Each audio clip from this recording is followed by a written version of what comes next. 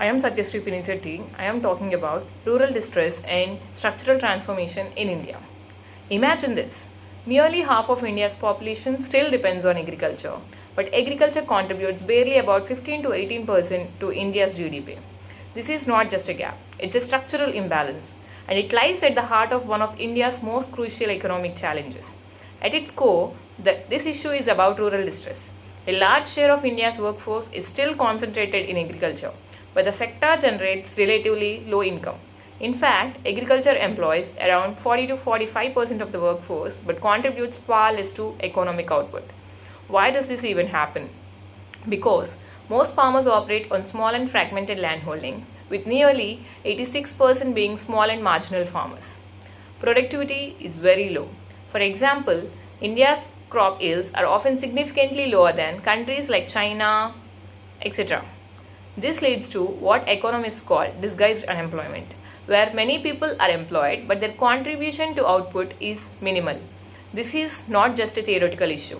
It is shaping India's economy today. Rural incomes remain unstable due to fluctuating prices, climate shocks, and dependence on monsoons. At the same time, many workers are leaving agriculture, but not necessarily moving into high quality jobs. Instead, they often enter informal urban employment, creating pressure on cities.